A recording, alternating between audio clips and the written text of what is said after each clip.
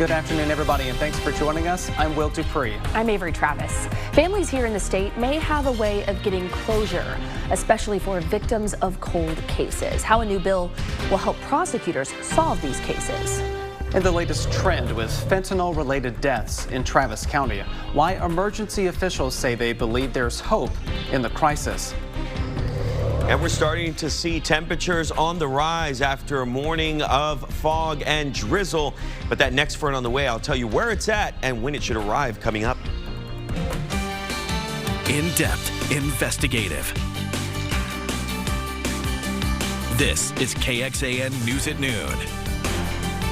In just a few minutes, a man convicted of murdering a protester back in 2020 is expected to be in court. Daniel Perry has a pre-trial hearing for a deadly conduct charge. It is related to that 2020 shooting. After his initial murder conviction, you may remember Texas Governor Greg Abbott pardoned him. We will have a reporter in the courtroom following this hearing and provide updates as soon as those come in. Later today, we expect Cedar Park police to update us on a deadly auto pedestrian crash. Police now say that an 88-year-old woman died after that crash at about 7 last night at Royal Lane and Lone Star Drive. That's just west of Highway 183 and Whitestone Boulevard. With more people moving to Central Texas, auto thefts are on the rise. Here in Austin, in San Antonio, and in many communities along I-35, they have recently reported spikes in car thefts. This includes San Marcos. The San Marcos police say that thieves stole 233 vehicles from January to December 3rd of this year. In order to curb the thefts, the City Council recently approved receiving grant funding to establish an auto crimes unit and bought 10 more license plate readers. What we found was a grant that would provide us the salary for a year for a police officer and the motor vehicle theft division, and also some cameras. Of the vehicles stolen this year, the San Marcos Police Department said it was able to recover 62% of them. Looking now to Austin, not at stolen cars, but things stolen from vehicles. According to Austin police data, the thieves stole almost 40,000 items from cars from October 2022 to July 2024. Of those, police recovered just a fraction, around 300. The most common targets included car parts, electronics, identification, and sports equipment. Austin police say these cases are often difficult to track leads on because of a lack of evidence. First warning weather. We are taking you out live over downtown Austin. Meteorologist Freddie Vela has been tracking cold fronts that are coming, but today it sounds like we're going to have another hot one before we get to those fronts. Unfortunately, and Avery, you know, it feels like these are becoming more common, especially in November. We broke a lot of records. December, it seems like we're getting there again. Let's go and take a look right now at what our records are. In fact, I'm going to take us to the jukebox right now so that way we can actually see what our record is for today. It's actually 82 degrees, and that was set back in 1924. Our record low was actually 21 degrees, and I promise you we're not getting there. But this is the concern because we could actually reach that temperature later today. I'll show you that in just a moment. This is a live look at the Oasis Lake Travis, and the reason why we're concerned is look at our temperature right now, 73 degrees, and it's 12 o'clock in the afternoon. We saw about 4 hours to go, and if all we're missing is 9 degrees, we could actually reach that pretty quickly over the next couple of hours, especially with the sun now beaming down brightly across much of Central Texas. We still have some cloud coverage that may be our saving grace. If we get enough cloud coverage to continue throughout the day, then we may only hit 80 or 81, but that is very, very close to hitting that record temperature. We zoom out a bit more for the rest of the state. Most of the moisture is still out towards the west and down towards the south, and continuing to flow back through. Where could we hit today? Well, I have our Advent forecast for that, and that is 82 degrees. So again, that's the record that we're going to continue to watch. Coming up in just moments, we're going to talk about not only the heat today, but we're going to talk about another foggy night on the way, another front that's coming, and why you should bust out your jacket for the next few days. Freddie, thanks so much. The federal government is facing another partial government shutdown if Congress does not act to do something by this week. Senate Minority Leader Mitch McConnell delivered remarks on the Senate floor, stressing the importance of averting a shutdown. He said the funding measure is the Senate's top priority and that disaster relief assistance, which is likely to be attached to the deal, is non-negotiable. Meanwhile, Texas Congressman Chip Roy also spoke about a potential government shutdown. He says he believes the federal government is not serious about spending reform, citing a recent vote on Social Security that he argues could make the system's financial stability worse. The conference needs to decide whether we're actually serious about spending. They talk about, well, we got to do mandatory spending reform and bend the curve. But we just voted on a $200 billion shift of dollars in Social Security that's going to shorten the time when Social Security expires or goes bankrupt. We're just fundamentally unserious about spending. The deadline to pass a spending measure to avoid a partial shutdown is this Friday. After a recent flurry of elections, Austin's local leaders are now set. The next regular meeting of the Austin City Council happens January 30th. 3 newly elected members will be joining 7 returning members. Those 7 had a busy 2024. To recap, in May, City Council signed off on a change to our land development code called Home Part 2. It dropped minimum lot size requirements, meaning you now need less land to build a house in Austin. City Council also picked a city manager, hiring T.C. Broadnax as the functional CEO of our city for roughly $470,000 a year. Members also signed off on a labor agreement with the police union and approved the hiring of a new police chief. They also voted to keep a temporary homeless shelter open until at least next year. It's what our local governments do that have the most impact in our lives. This year, the council approved a record $5.9 billion budget. More details are coming out in the wake of a school shooting in Madison, Wisconsin. Police there say that 3 people died yesterday, including the shooter. The victims, a teacher and a student at Abundant Life Christian School. 6 others are hurt, 2 of which may not make it. The suspect, police say, was a 15-year-old girl, a student at that school. She died on the way to the hospital from what police believe was a self-inflicted gunshot wound. Police also confirmed they're investigating a home in connection to this shooting. However, we still don't know how it is tied together. Police say the suspected shooter's parents are cooperating with investigators. There's now some hope for Texas families seeking closure after losing a loved one to homicide. A bill in Congress could put more money into solving cold cases. The bipartisan bill is called the Carla Walker Act, named after a Fort Worth murder victim whose case was solved 46 years after her death. Texas Senator John Cornyn and Democratic Senator Peter Welch from Vermont are working together to push this bill. Advanced forensic analysis identified a suspect in Walker's case, and the lawmakers say they would like to see this kind of technology implemented across the country. Adding some depth, here in Austin, there were 170 cold cases as of 2022. While modern investigators have technology to solve these kinds of cases at faster rates compared to years past, it can be slow work. One exception came in 1983 when the unit closed 11 cold cases. First responders here in Travis County say there is finally some hope when it comes to the overdose crisis. This comes as we learn about murder charges related to 2 fentanyl deaths from last year. In one of those cases, police say a 64-year-old man knowingly gave fentanyl to a 31-year-old.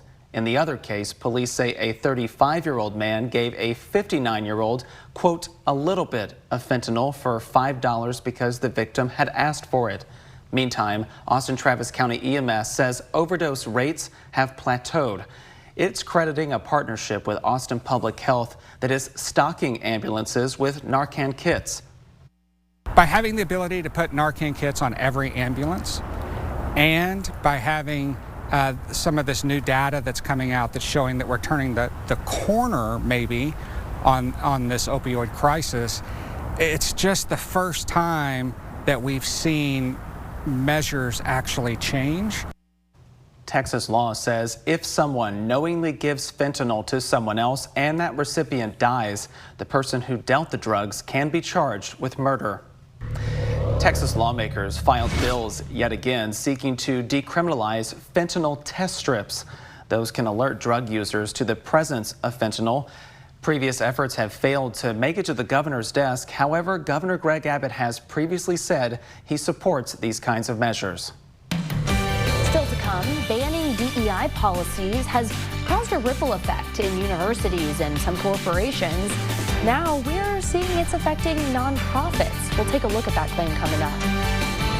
And one county in South Texas put together a dream Christmas gift for a child dealing with cancer.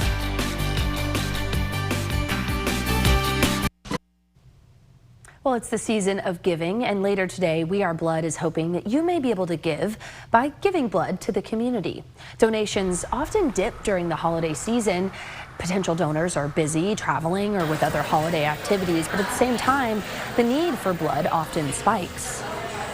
Well, actually, we are at a critical level when it comes to O-negative donations, which is the universal donor type. This month of December, we've seen extraordinary patient need, record-breaking need. It's stacking up to be the highest need December in organizational history. We Are Blood is hosting a blood drive today. Donors walk away with a free ticket to Alamo Drafthouse, so there's some extra encouragement there. If you want to donate, just head to 2215 Kramer Lane in Austin. It started this morning, and you've got about an hour left to do that. A South Texas family received a special gift from their community. This really is such a sweet story. An entire Christmas parade just for a 5-year-old girl in Weslaco with stage 4 cancer. That family could not attend the regular parade due to their child's condition. So, multiple social service agencies from Hidalgo County, along with the Mercedes Police Department, held a Christmas parade just for them instead. When we saw the story, we saw the struggles that the family was facing, and through our emergency services program, the initial thought was, okay, how can we help? How can we relieve some of that stress that the family's currently encountering? But aside from that, when we heard the parade, we thought, you know what, aside from the assistance that we can bring a parade. So special. I could just watch this video of her getting to grab those gifts and see all the fun vehicles in the parade all day. The county officials say they're also working to do some other things to help that family get plugged into resources and see how they can help. I mean, just those are the stories, you know, that's why we do this, just to be able to see her smiling face. So sweet. We need those to be able to lift the spirits, and this is the perfect time to do that. Yep, and this is a perfect time of year too. And in case we're wondering what weather was going to be like for Christmas Day, I actually have our Christmas Eve forecast, and that way we get a bit of idea what Santa's going to run into when Santa gets here. Let's go ahead and take a look now at our preliminary Christmas Eve forecast, and here it is.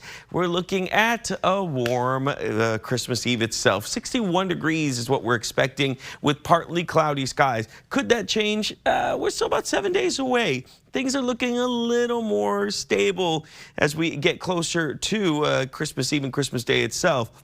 And then unfortunately, we're going to warm up. In fact, we have our 8 to 14 day temperature outlook, and warmer than normal will continue to dominate. And that's from Christmas Day to the end of the year. Remember, average this time of year is 64 degrees. So anything above that would be in maybe the orange. But once we start adding some shades of red here, we're talking about 70s, maybe even close to 80s as well. So it looks like we're going to end the year with a whimper, unfortunately. Satellite and radar at this point, still seeing some clouds out there, but most of the rain activity farther out towards the west and then following down towards the south as you get down towards the Rio Grande Valley, and a little bit of rainfall out towards Houston. It's all this moisture that's just flowing right back in from the south, kind of interacting with the stationary front that's been draped over most of the state of Texas. That's why you see a bit of green here. That stationary front just out towards the west and north of us, it's not really going to affect us too much other than that moisture kind of just flowing through our neck of the woods. But our temperatures, unfortunately, are going to show signs of warming up. 76 degrees right now. And we're very close to moving to that 82 degree mark that I was mentioning. It's only 12:17 in the afternoon, and we're already almost there. We're only about 6 degrees off. 69 in LaGrange and getting 73 in Dripping Springs, 72 in Fredericksburg, and 71 degrees as you reach out towards Mason County. overall. And through the next couple of hours, I don't see too much of a change. This model is saying maybe another passing shower or two. There's enough moisture out there to make that happen. But if we continue with the clearing conditions, I just don't see that happening. What I do see happening is our next front approaching somewhere between 9 and 10. And as it comes through, drier air filtering in behind the front itself. So tomorrow morning, you're still going to see isolated showers as a possibility. But for your morning commute, you may run into some patchy fog out there. I have our light hanging forecast for tomorrow, and this is what I was talking about. Look at how our temperatures actually do move up. Even by about 10, 11 a.m. we're in the 60s, and then we're kind of struggling here, 68, and then right back down into the 50s. In fact, as we look at your 7-day forecast, you're going to notice the rain chances are pretty much gone by Wednesday as the front comes in. Drier air filters through, and the temperatures down into the 30s for Thursday morning and for Saturday morning, thanks to another front that'll arrive. Freddie, thank you. TikTok has a little over a month before it's banned in the U.S. What last-ditch effort it's pushing to remain here in the States. Coming up. Welcome back, everyone, and thanks again for being with us. The city of Austin would like to reduce the number of crashes that happen when the sun goes down. Last week, city council members approved nearly $2 million to enhance street lighting. That money is coming from the Austin Transportation and Public Works Department's capital budget. The project involves more than a dozen locations all across the city. Workers will add poles and lights, install lighting to some utility poles, and swap out existing lights with LED bulbs. Construction starts next month and is expected to be wrapped up in August. To learn more about which streets this project will target, our digital reporter Kelsey Thompson has a list for you on our website, KXAN.com.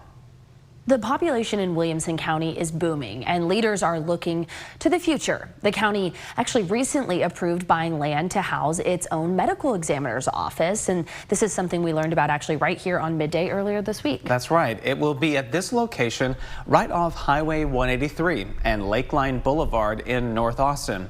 In October, the county leaders purchased a facility from the Texas Department of Transportation for $18 million. On Friday, Williamson County Judge Bill Gravel talked about the purchase on KXAN News Midday. So we have the facility, we have to revitalize that and remodel that, and we have the death investigators. So I think over time, and I mean in the next few years, you'll see a progression from where we're at today to a full medical examiner's office in Williamson County, Texas. Just last week, the county approved more money going to those 4 death investigators. They will start early next month. Right now, the county's justices of the peace determine cause and manner of death. For the last year, they shared their concerns with our KXAN investigators about juggling not only their court dockets, but also those death inquests. The new hires would help them with those cases. You can catch up on our year-long coverage of this issue that's online now and explore a hanging on Backbone Creek. It's a project highlighting the push for counties across the state to establish these medical examiners' offices. Just look for the button in the investigative section of KXAN.com. A Senate investigation has revealed what it says is a deeply troubling pattern of injuries at Amazon warehouses. Brady Wakayama reports. The 18-month investigation, started by Senator Bernie Sanders, included testimonies from nearly 500 current and former Amazon workers from across the country. The 159-page report found 10 key findings, including unsafe working conditions. Workers are reporting severe and chronic pain caused by repeating the same movement thousands of times each shift. Another finding is manipulating workplace injury data, claiming the company is trying to portray its warehouses as safer than they actually are. And the last key finding is insufficient medical care, with the company allegedly discouraging injured workers from receiving outside care. Keeping workers, particularly workers who are at the lower end of the wage scale and otherwise pretty vulnerable safe is a worthy conversation and one that I hope we keep having. We spoke with a Seattle University assistant law professor with expertise in workers' rights. She says a Senate committee issuing a report like this isn't common, but is a hot button topic. In most circumstances, those issues do get addressed in a much more kind of collaborative way than we're seeing here. Both sides standing by their claims. In a statement, Amazon said the senator has issued another report that's wrong on the facts and features selective, outdated information that lacks context and isn't grounded in reality. The app TikTok is now asking the Supreme Court to block a bipartisan law that would potentially ban it in the U.S. That law would require TikTok's Chinese owner, ByteDance, to sell the platform to an American company or face a ban. TikTok has challenged the law, saying it violates free speech. However, the federal government defended this law, claiming there are concerns about the Chinese government's influence on the app. TikTok asked the Supreme Court to act by January 6th. On January 19th, if the app is not sold by then, the law will go into effect. Still to come, the cedar season is here a little early. You may be feeling it. We'll tell you why and show you that there is some relief. What local health experts are advising you do this allergy season.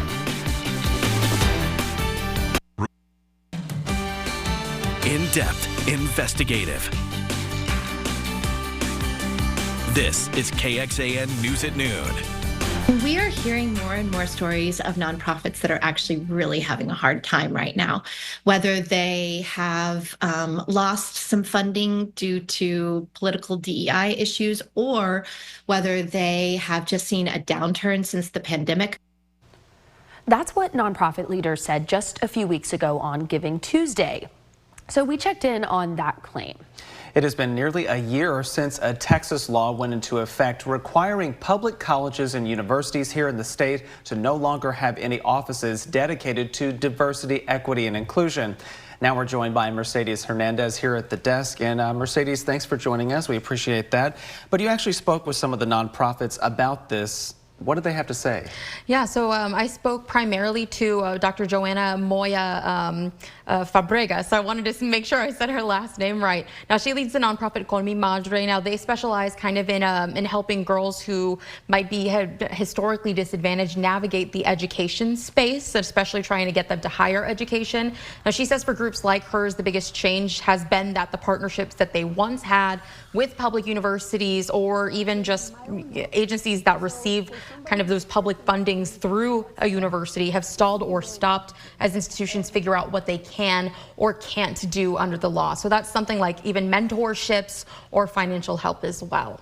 Okay, we're coming up on about a year since that law went into effect. So what has happened in the months since for universities? Yeah, so thankfully we've had a front row seat right to what's going on at UT Austin, and that's kind of been happening on a not necessarily a monthly basis, but every couple of months. And we know that just a few months after the bill went into effect, the university disbanded 21 of its DEI offices. It cut hundreds of staff positions this past spring, and roughly a month ago, UT conducted an audit of its website for words related to DEI to find programs or events that aren't allowed anymore. Now, some of those words being implicit bias, minority, oppression, or social justice.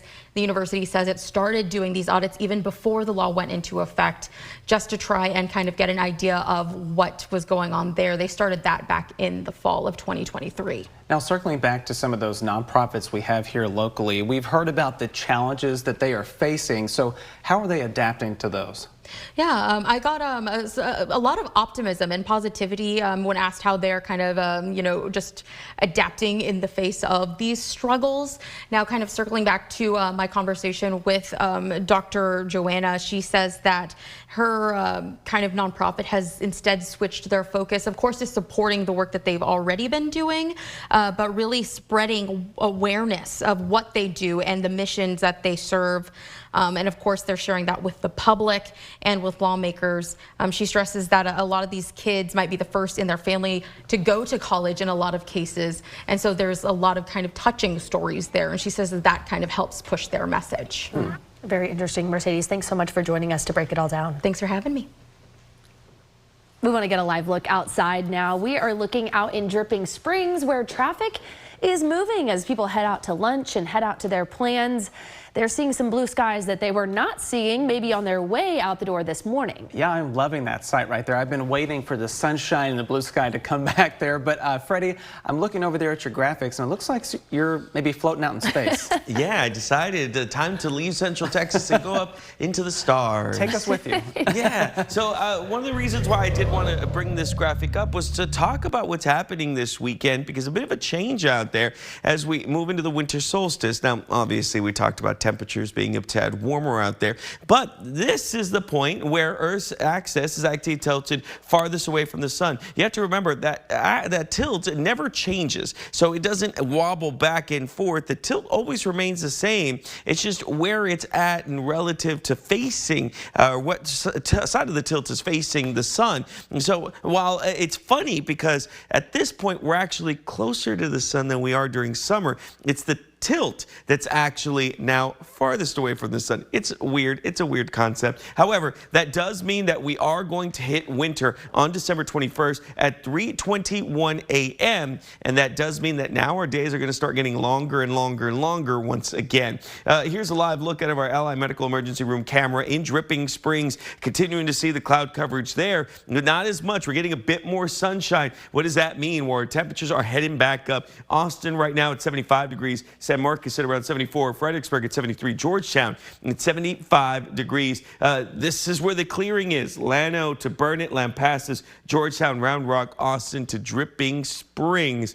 But a front on the way going to affect our temperatures after tomorrow. I'll talk about this and what to expect as we move closer to the weekend coming up. Freddie, thank you. Okay, your allergies may be bothering you a little sooner than expected this year. That's because cedar season got a head start. Ooh, and I am feeling it already too. That season usually lasts from December to February. However, this year the pollen counts increased in late November. The ash juniper tree is responsible for that fight where some of us are experiencing against the allergy symptoms. But a local pharmacist says there is a secret weapon to give you some immediate relief. Even if, the allergy season kind of caught you off guard and you have those symptoms, really antihistamines will work really quickly, probably within the first day. He also says there are several over-the-counter and also prescription options that people can try. It really depends on the patient and their symptoms. Antihistamines are good for runny noses and sneezing, while steroid-based nasal sprays can alleviate sinus pressure and congestion. They do typically take a week or two, he says, to be fully effective. A former FBI informant will be sentenced next month for providing a false information to federal authorities. Alexander Smirnov pleaded guilty to lying about Joe Biden and his son Hunter months before the 2020 election. Authorities say he funneled that false information to his FBI handler, falsely claiming to U.S. government officials that Hunter Biden's Ukrainian employer paid the father and son $5 million apiece when Biden served as vice president. Prosecutors and the defense attorneys recommend that the court assign 4 to 6 years in prison, as well as a 1-year sentence of supervised release at his sentencing next month. A fallen San Marcos police officer has been immortalized in Northwest Austin. The intersection of Lake Creek Parkway and Mellow Meadows Drive will be known as Officer Justin Putnam Drive. The change made official in a ceremony just earlier this morning. Putnam died in 2020 while responding to a domestic violence call. People around him and really so many folks this morning said he left a mark on his community through his work. After his death, we even received letters from some of the criminals that he had arrested, talking about how he had changed their life. We're just really proud of him and his work. Powerful words there. Now, the road bearing Putnam's name is near Westwood High School. He graduated from there back in 2007. The Transportation Security Administration is anticipating the Christmas holiday to be another busy one. It expects to screen at least 40 million people between December 19th and January 2nd. That is a 6.2% increase compared to just last year, when 37 million people were screened. The busiest travel days, something to look out for out there, are expected to be Friday, December 20th, Friday, December 27th, and Monday, December 30th. The organization is forecasting 2.8 million people will go through airport security checkpoints nationwide on each of those days. Speaking of travel, it's been a busy year at Austin Bergstrom International Airport. We've got numbers now from January through October. During that time, the airport saw more than 18 million travelers. Now, that is a few million short of the record year, which was last year, with 22 million travelers. In October, though, of this year, the airport saw its busiest day ever. 44,000 passengers were screened through TSA on October 21st. That spike, you may remember, followed the F1 weekend, which fell around the same time as the University of Texas hosting a home football game against Georgia. This year set another record, too. May was the busiest month ever, with more than 2 million people passing through our airport. You can explore all of these numbers and even use this interactive graphic to compare to previous years. This is all thanks to our digital data reporter, Christopher Adams. Just search for the AUS Data Hub on our website, KXAN.com. And a quick reminder here, we are still taking nominations for our Central Texas Remarkable Woman. You know you've got someone in mind, think about them, and then go online to KXAN.com. Think of people who have really made a difference in your community. You can also scan the QR code that you see now on your screen to make that nomination. Now, our local winner will travel to Los Angeles, where 125 women from across the country will be honored. The national winner gets to designate $25,000 to the nonprofit of her choice. Please send us those nominations. We are taking them right now. Ahead, a reindeer farm is spreading a little holiday cheer just in time for this very happy season.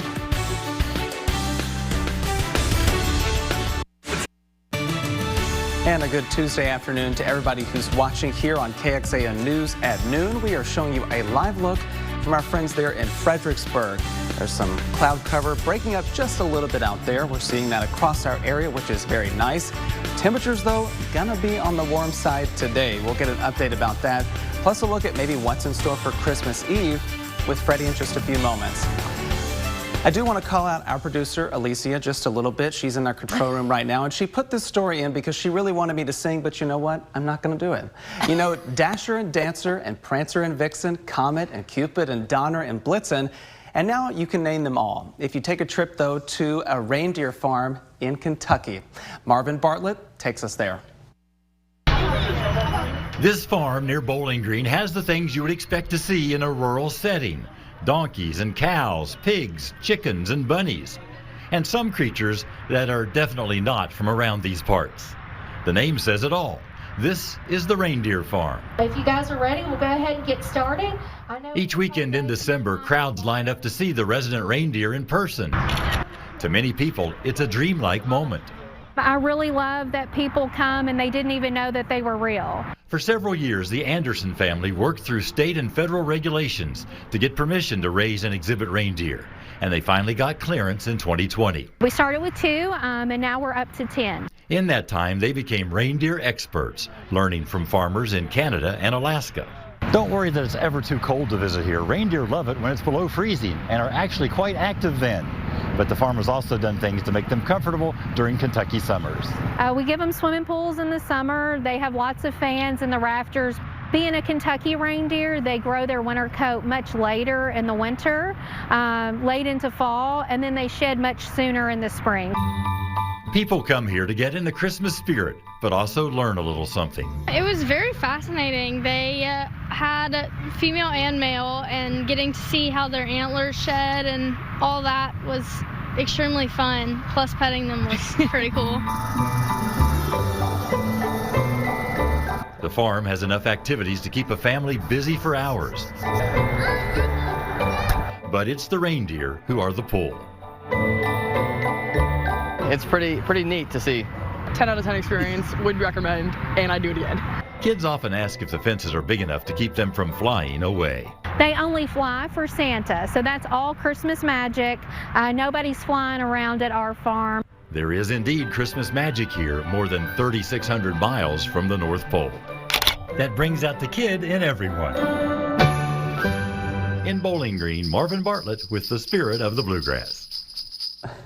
Very, very That sweet. is so cool. They have a farm with the reindeer there. It is a subtle dig to our whole team, though, because we very recently could not all name, well, a lot of people here could not name. You need to give yourself some credit because we did a holiday promo and our creative services team here at KXAN asked us all to name however many reindeer we could. And one of the only people that could do that is sitting right here. Yeah. Miss Avery Travis. Donner. Oh, come on, Freddie. He just Dasher, did it. Dancer, Prancer, Vixen, Comet, Cupid, Donner, Blitzen. There you go. Yeah. Love it. And Rudolph. Yeah, I can't forget. Can't forget. But it's the song. It's stuck in my head. I used to watch that all the time. And by the way, I know we don't have reindeer here, but I believe not only 30 minutes from downtown, or maybe it's an hour, there's a petting area where you can go and you can pet some exotic animals. Love. Yeah. No reindeer, but not reindeer, a but few close other, enough. A few other fun animals. We'll take that. We'll take it. Here's something else. We'll take some cooler weather that's expected to arrive. However, I do want to remind everyone about some heat safety, some winter safety tips, just that way you know, because I know a lot of people are going to turn on some space heaters or maybe their fireplace, but just a reminder that you turn off all portable heaters when you're away or asleep. You got to make sure that they're actually keeping you warm and that they're working correctly. Also, only use one heat-producing appliance per outlet. You may overexert the outlet itself. Also, anything flammable, keep that away from either the space heater or from the fire as well. Don't leave anything up on that ledge. Also, make sure that you're using some type of metal grate or heat-tempered glass screen with the fireplace to make sure that all the sparks and all the little embers stay within the fireplace itself. Also, make sure that your chimney is swept annually, especially if you use it a little more frequently. The other thing is never use an extension cord or a power strip for any heaters. Make sure you check that furnace and always make sure that your fire detector is working, your smoke detector, excuse me, is working.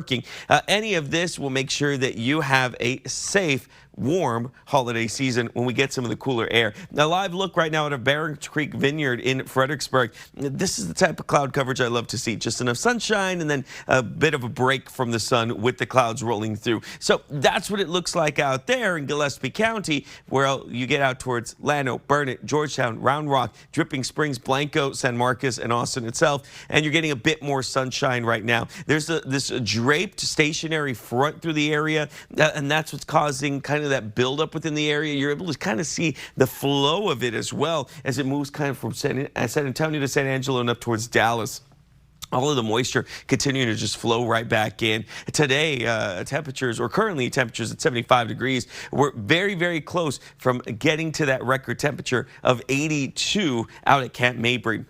Pollen count for right now, cedar and mold in the low category, but on an upward trend. For tonight, we'll be at about 60 degrees with the possibility of fog, but we're going to be watching because we do have another front that's expected to arrive for tomorrow. Could you get isolated showers between now and then? Yeah, it's possible, but our best chance of rain is actually going to be tomorrow as the front starts to approach. You're noticing rain chances do start to pick up. There comes that front sometime early in the morning, and that'll drive down our temperatures for the rest of the day. In fact, here's a look at your 7-day forecast. 82 for today, 67 for tomorrow, 65 as we get out towards Thursday, and then another front comes in. But look at the lows, 39, 42, 39. It's going to be very, very cold before we start to warm up for Christmas time. Freddie, thank you so much. Just because you do not have snow does not mean you can't get in on some of the winter fun, like building a snowman minus the snow. We'll tell you about that in just a bit. Here's a look at what's coming up tonight on KXAN. At 7, it's St. Denis Medical, followed by Night Court at 7:30. Then at 8, it's a Motown Christmas. Join us back here as well for KXAN News at 10.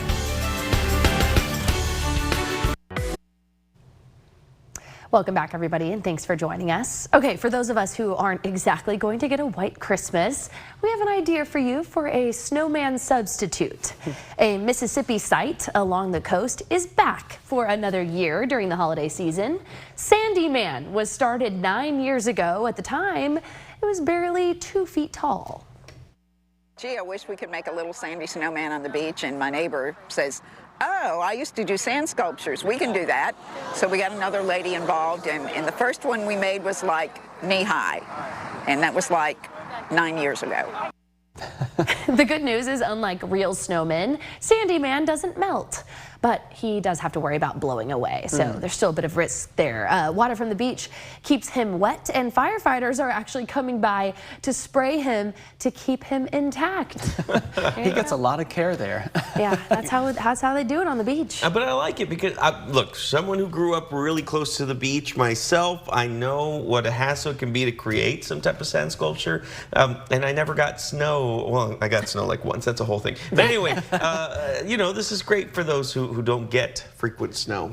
I guess you just got to watch out for the high tide, maybe too. Yeah, the high tide. Anyway, but he looks great. He's thriving. He's preserved well. No hurricane season right now, so that's perfect for the snow Sandman. Sandy Man. All right, let's go ahead and take a look at what you can expect for tomorrow. We do have a front that's going to come in, but ahead of the front, we are looking at about a 30% chance of rain. Winds coming in from the north at around 10 to 20 miles per hour. A high should be at around 67 degrees. I also want to show you this live look out of our 360 camera at Westlake, sponsored by Lorenz & Lorenz, with temperatures there at about 75 degrees. We're about 7 degrees shy from hitting the record today, which is about 82 degrees. We've got about 3 hours to get there, so it'll be interesting to see if it happens. 7-day forecast, 82 for today, 67 for tomorrow, 65 for Thursday, and 66 for Friday. But it's the lows that I want you to be cautious about, because it will be into the mid-30s for Thursday morning and Saturday morning. But for the game itself on Saturday, Avery, 65 degrees. Day's almost here. Perfect football weather. I'm telling you, we're just going to wear burnt orange for the rest of the week, I think. I put mine on early, I guess. I know. Yeah. I love it. Here's the thing. Everybody's like, what are you asking for Christmas? Longhorns going to the national championship. Duh. Wow. I love it. You heard it here. Santa, are you listening?